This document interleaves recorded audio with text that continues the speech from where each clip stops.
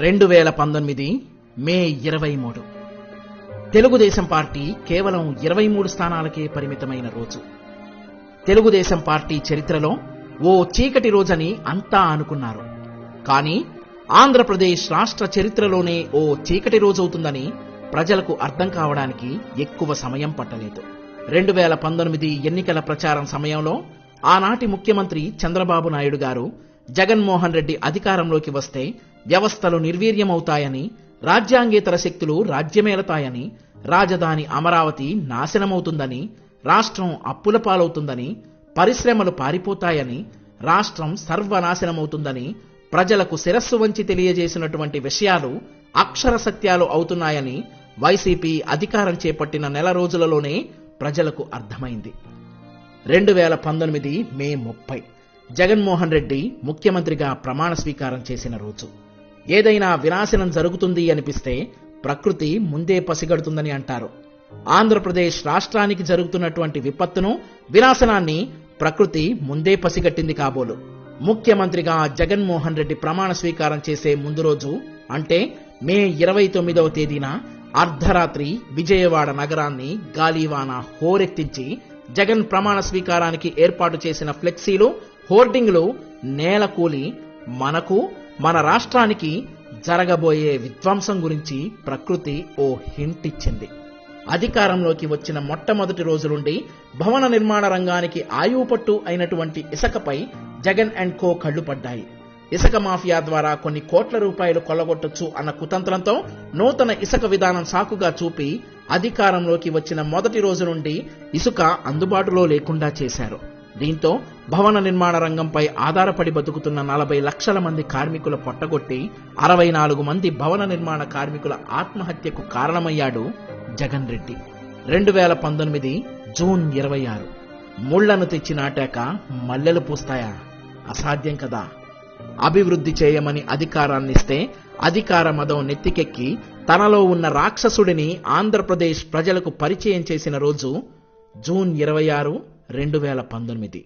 కొన్ని కోట్ల రూపాయల వ్యయంతో నిర్మించిన ప్రజావేదికను చంద్రబాబుపై ఉన్న కక్షతో జగన్మోహన్ రెడ్డి కూల్చివేశాడు. అయితే ఇక్కడ ఆంధ్రప్రదేశ్ రాష్ట్ర ప్రజలు ఓ విషయాన్ని గమనించాలి. అలా ఆ ప్రజావేదికను కూల్చివేయడం వల్ల చంద్రబాబుకొచ్చిన నష్టమేంటి? ఆ ప్రజావేదిక కట్టింది చంద్రబాబు సొమ్ముతో కాదు కదా. ఆ ప్రజావేదిక కట్టింది ప్రజా సొమ్ముతో. జగన్ రెడ్డి ప్రభుత్వం పేదలపై మోపిన మరో ఉక్కుపాదం అన్నా క్యాంటీన్ల మూసివేత. 2018లో దేశ రాజధాని ఢిల్లీలో 4 చిన్నారులు ఆకలితో చనిపోయారు.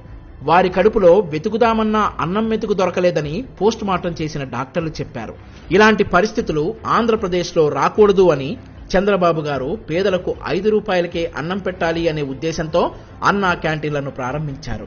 ప్రారంభించిన నాటి నుండి ఎందరో పేదల కడుపు నింపిన అన్నా క్యాంటీన్ను ప్రభుత్వానికి భారంగా మారాయి అనే సాకుతో జగన్ రెడ్డి అధికారం చేపట్టిన 63 రోజుల్లోనే అంటే జూలై 31, 2019న అన్నా క్యాంటీన్లను రద్దు చేసింది జగన్ సర్కార్. 2019 సెప్టెంబర్ 16 పల్నాటి పులి డాక్టర్ కోడెల శివప్రసాదరావు చావునైనా ఎదుర్కొనడానికి సిద్ధపడతానని, అధికార పార్టీ ఒత్తిళ్లకు లొంగే ప్రసక్తే లేదని రుజువు చేస్తూ ఆత్మహత్య చేసుకున్నాడు. 2019 అక్టోబర్ 27 గన్నవరం నియోజకవర్గం నుండి తెలుగుదేశం పార్టీ తరపున గెలిచిన వల్లభనేని వంశీమోహన్ పార్టీకి ద్రోహం చేసి కష్టకాలంలో తన స్వార్థం కోసం పార్టీ మారాడు. దీంతో తెలుగుదేశం పార్టీ బలం అసెంబ్లీలో 22కు పడిపోయింది. 2019 డిసెంబర్ 6 గుంటూరు జిల్లా మంగళగిరి నియోజకవర్గం ఆత్మకూరు గ్రామంలో నేషనల్ హైవే పక్కన 70 లక్షల మంది తెలుగుదేశం పార్టీ కార్యకర్తలకు దేవాలయం అయినటువంటి పార్టీ కేంద్ర కార్యాలయమును మన చంద్రబాబు గారి చేతుల మీదుగా అంగరంగ వైభవంగా ప్రారంభం చేశారు. ఎన్నికల ప్రచారంలో జగన్ వస్తే రాజధానిని నాశనం చేస్తాడు అన్న చంద్రబాబు గారి మాటలను నిజం చేస్తూ జగన్ సర్కార్ చేసిన అతిపెద్ద చారిత్రాత్మక తప్పిదం రాజధాని మార్పు. 2019 డిసెంబర్ 17న అసెంబ్లీ సాక్షిగా రాజధానిని అమరావతి నుండి విశాఖపట్నం తరలిస్తున్నాను అన్నాడు ఈ సైకో. ఆంధ్రప్రదేశ్ రాజధాని కోసం తరతరాలుగా వస్తున్న తమ భూములను త్యాగం చేసిన కొన్ని వేల అన్నదాతల గుండెల్లో గుణపం దింపాడు జగన్ రెడ్డి. భారత స్వాతంత్ర ఉద్యమం స్ఫూర్తితో ఆనాటి నుండి ఆంధ్రప్రదేశ్ రాష్ట్రంలో అమరావతి ఉద్యమం ప్రారంభమై ఈనాటి వరకు ఒకే రాష్ట్రం ఒకే రాజధాని అనే నినాదంతో దృఢ సంకల్పంతో అమరావతి రైతులు ఈ సైకోపై పోరాటం చేస్తూ న్యాయస్థానాలను ఆశ్రయించి రాజధానిని కాపాడుకుంటూ వస్తున్నారు. ఈ ఉద్యమ పోరాటంలో మన ఆడపడుచుల రొమ్ములపై పోలీసు బూటు ముద్రలు పడ్డాయి, వీపులపై లాఠీలు విరిగాయి, మొహంపై పిడిగుద్దులు పడ్డాయి. అయినా చెక్కు చెదరని విశ్వాసంతో రాజధానిని అమరావతి నుండి ఇంచు కూడా కదలనివ్వలేదు ఈ కలియుగ కనకదుర్గమ్మ అవతారాలు అమరావతి మహిళా రైతులు. 2020 జనవరి 20న అసెంబ్లీలో ప్రధాన ప్రతిపక్షం తెలుగుదేశం పార్టీ అమరావతి అంశంపై చర్చకు లేవనెత్తగా 17 మంది తెలుగుదేశం పార్టీ సభ్యులను సస్పెండ్ చేయడంతో అసెంబ్లీలోనే కింద కూర్చుని నిరసన తెలియజేశారు చంద్రబాబు. 2020 జనవరి 21న రాజధాని అమరావతిపై ప్రభుత్వ వైఖరికి నిరసనగా చలో అసెంబ్లీకి పిలుపునిచ్చారు చంద్రబాబు. ఈ సందర్భంగా రాష్ట్ర వ్యాప్తంగా ప్రతిపక్ష పార్టీ నాయకులను, కార్యకర్తలను నిరసన తెలుపుకునే హక్కును కాలరాస్తూ ఎక్కడికక్కడ హౌస్ అరెస్టు చేశారు పోలీసులు. పోలీసుల వలయాన్ని ఛేదించుకుని అసెంబ్లీ వైపుకు వెళ్లిన గుంటూరు ఎంపీ గల్లా జయదేవ్పై భౌతిక దాడికి దిగారు పోలీసులు. మాజీ శాసనసభ్యులు ధూళిపాళ నరేంద్ర కుమార్ను, ఆయన అనుచరులను అరెస్ట్ చేసి ఓ రోజంతా నిర్బంధించారు పోలీసులు.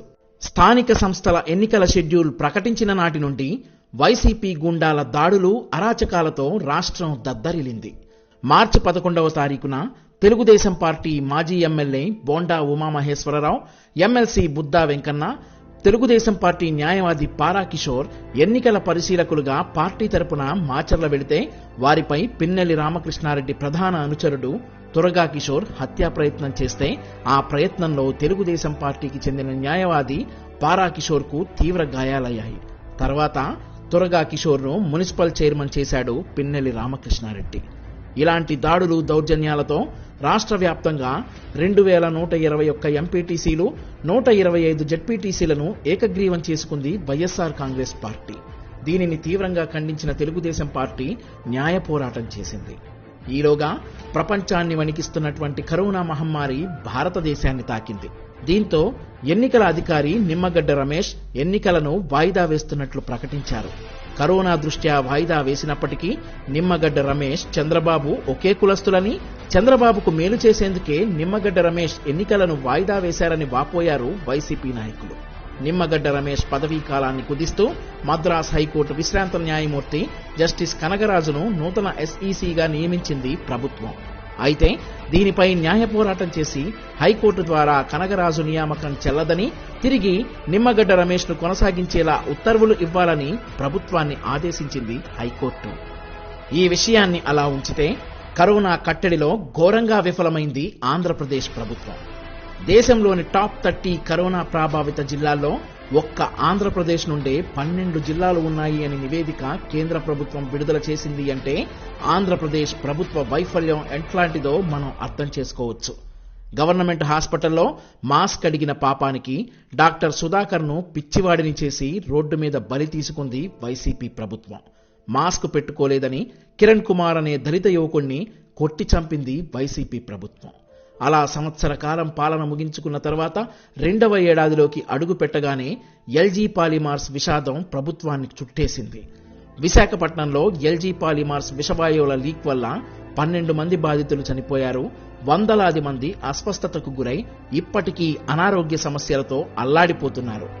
ఎల్జీ పాలిమర్స్ ఘటనలో మృతులకు ఒక్కొక్కరికి ₹1,00,00,000 చొప్పున ప్రకటించినటువంటి ఎక్స్గ్రేషియా ప్రభుత్వం ఇప్పటి వరకు చెల్లించకపోవడంతో మృతుల బంధువులు వాపోతున్నారు.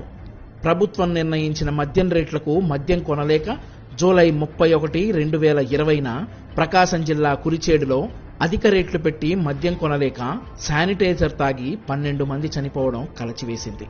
డిసెంబర్ 4న ఏలూరులో ఏం జరిగిందో తెలియదు గాని 612 మంది అస్వస్థతకు గురై ఆసుపత్రిలో చేరినటువంటి పరిస్థితి. 3 రాజధానుల బిల్లు, సిఆర్డీఏ రద్దు బిల్లు అసెంబ్లీలో ఆమోదించినప్పటికీ మండలిలో తిరస్కరణకు గురి కావడంతో మండలిని సైతం రద్దు చేయడానికి ప్రయత్నించి విఫలమయ్యాడు మన సైకో జగన్. రాష్ట్రంలోని హిందూ దేవాలయాలపై మునుపెన్నడూ లేనంత విధంగా 2020 సంవత్సరంలో దాడులు జరిగాయి. అంతర్వేది రథం 2020 సెప్టెంబర్ 6న దగ్ధమైంది. అదే నెలలో దుర్గగుడి రథానికి చెందిన వెండి సింహాలు 2020 సెప్టెంబర్ 17న మాయమయ్యాయి. తిరుమల చరిత్రలోనే ఇంకెప్పుడూ రావద్దు అని కోరుకునే సంవత్సరం 2020. లాక్డౌన్లో భాగంగా మునుపెన్నడూ లేని విధంగా 80 రోజుల పాటు ఆలయాన్ని సుదీర్ఘంగా మూసి ఉంచడం చరిత్రలోనే మొదటిసారి. 12 ఏళ్లకు ఒకసారి వచ్చే తుంగభద్ర పుష్కరాలు తూతూమంత్రంగా జరిగాయి. అలా 2020 సంవత్సరం ముగిసింది. 2021లో కరోనా సెకండ్ వేవ్ విలయతాండవం చేసింది. తిరుపతి ఎంపీ బల్లి దుర్గాప్రసాద్ కరోనాతో మృతి చెందితే తిరుపతి పార్లమెంట్ స్థానానికి బై ఎలక్షన్ వచ్చింది. ఈ ఎన్నికల్లో తిరుపతి పార్లమెంట్ నియోజకవర్గ ఓటర్ల కంటే పెద్దిరెడ్డి సాయంతో వచ్చినటువంటి తమిళనాడు, కర్ణాటక ఓటర్లు, టూరిస్టులు ఎక్కువగా ఓట్లు వేశారు. దీనికి పోలీసులు పూర్తిగా సహకరించారు. 2021 సెప్టెంబర్ 17 పెడన శాసనసభ్యుడు జోగి రమేష్ గూండాల సాయంతో తెలుగుదేశం పార్టీ అధినేత చంద్రబాబు నాయుడు గారి ఇంటిపై దాడికి ప్రయత్నిస్తే ఆ దాడిని తిప్పికొట్టి ఆ గూండాలను, జోగి రమేష్ ను తరిమి కొట్టారు తెలుగు తమ్ముళ్ళు. 2021 అక్టోబర్ 19 తెలుగుదేశం పార్టీ కేంద్ర కార్యాలయంపై గంజాయి మత్తులో ఉన్న జగన్మోహన్ రెడ్డి గూండాలు దాడి చేసి ఉద్యోగులను గాయపరిచారు. అదే రోజు తెలుగుదేశం పార్టీ జాతీయ అధికార ప్రతినిధి కొమ్మారెడ్డి పట్టాభిరామ్ ఇంటిపై దాడి చేసి ఫర్నిచర్ను ధ్వంసం చేశారు గంజాయి గూండాలు. ఆ తర్వాత సరిగ్గా నెలకు అంటే 2021 నవంబర్ 19న తెలుగుదేశం పార్టీ ఎప్పుడూ చూడకూడదు అనుకున్నటువంటి సన్నివేశం అధినేత చంద్రబాబు నాయుడు గారి కన్నీరు. పవిత్ర అసెంబ్లీ సాక్షిగా తన కుటుంబాన్ని అవమానించిన మంత్రులు, ఎమ్మెల్యేల ముందు మళ్లీ ముఖ్యమంత్రిగానే సభలోకి అడుగు పెడతానని ఛాలెంజ్ చేశారు చంద్రబాబు. దీనంతటికీ కారణమైనటువంటి ఎవ్వడిని వదిలే ప్రసక్తే లేదు. చంద్రబాబు గారి కుటుంబంపై అవాకులు చవాకులు పేలినటువంటి ప్రతి ఒక్కడికి సమాధానం చెప్పే రోజు దగ్గరలోనే ఉంది. చంద్రబాబు గారు విసిరిన ఛాలెంజ్ పార్టీ క్యాడర్ తమ సొంత ఛాలెంజ్ గా స్వీకరించారు.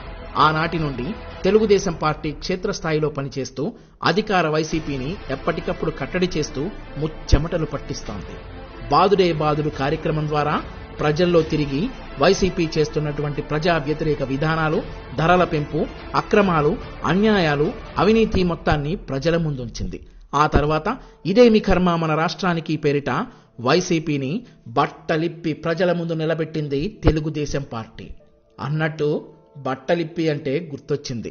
75 సంవత్సరాల స్వాతంత్ర వేడుకలు జరుపుకుంటున్న వేళ పార్లమెంట్ సాక్షిగా ఆంధ్రప్రదేశ్ పరువు తీశాడు వైసీపీ ఎంపీ గోరంట్ల మాధవ్. ఒళ్ళు బలిసి అసభ్యంగా ప్రవర్తించి ఒంటి మీద బట్టలు లేకుండా దొరికిపోయేసరికి ఇదంతా తెలుగుదేశం పార్టీ చేసిన కుట్ర. అందులో కమ్మవారైనటువంటి చింతకాయల విజయ్, పొన్నూరు వంశీ తన ఫోటోలను మార్ఫింగ్ చేశారని చిలక పలుకులు పలికాడు. రే బాబు గోరంట్ల మాధవ్, ఇంకెన్ని రోజులు ఏడుస్తావురా కులం మీద? నీ ఫోటోలు మార్ఫ్ చేయడానికి నువ్వు మరి టామ్ క్రూజ్. ఇలాంటి చిల్లర వేషాలు మానుకుని దేశం కోసం, నిన్ను ఎంపీగా గెలిపించినటువంటి ప్రజల కోసం పాటుపడాలని చెప్పేసి తెలుగుదేశం పార్టీ తరఫున డిమాండ్ చేస్తా ఉన్నాం. అదే సంవత్సరం 2022 మేలో ఎమ్మెల్సీ అనంతబాబు దళిత డ్రైవర్ సుబ్రహ్మణ్యంను చంపి డోర్ డెలివరీ చేశాడు. ఇదేమి కర్మ మన రాష్ట్రానికి బాదుడే బాదుడు కార్యక్రమంతో తెలుగుదేశం పార్టీ క్యాడర్లో జోష్ పెరిగింది. ఇక ఆ జోష్తోనే 2023లోకి అడుగు పెట్టాం. జనవరి 27, 2023న లోకేష్ గారు చారిత్రాత్మక పాదయాత్ర యువగళం ప్రారంభించారు. ఆ యువగళం ప్రారంభించడంతోటే అధికార వైసీపీకి షాక్ ఇస్తూ తూర్పు రాయలసీమ, పశ్చిమ రాయలసీమ, ఉత్తరాంధ్ర పట్టభద్రుల ఎమ్మెల్సీ ఎన్నికల్లో విజయడంకా మోగించడమే కాకుండా ఎమ్మెల్యే కోటా ఎమ్మెల్సీ స్థానాన్ని కూడా మార్చి 23వ తారీఖున 23 ఓట్లతో కైవసం చేసుకున్నాం. మీరేదైతే 23 అని తెలుగుదేశం పార్టీని హేళన చేస్తారో ఆ 23వ తారీఖునే, ఆ 23వ సంవత్సరంలోనే ఆ 23 ఓట్లతోనే మీకు నిద్ర లేకుండా చేశాం. ఆంధ్రప్రదేశ్ ఎన్నికలు ఎప్పుడు జరిగితే అప్పుడు 175కు 175 నియోజకవర్గాలను తెలుగుదేశం పార్టీ గెలుచుకొని వైసీపీని బొంద పెడతామంటున్నారు కార్యకర్తలు. ఎన్టీఆర్ శత జయంతి వేడుకలు మరియు మహానాడు 2023ను ఘనంగా నిర్వహించుకుంటున్న ఎన్ఆర్ఐ తెలుగుదేశం పార్టీ యూకే వారికి నా హృదయపూర్వక శుభాకాంక్షలు.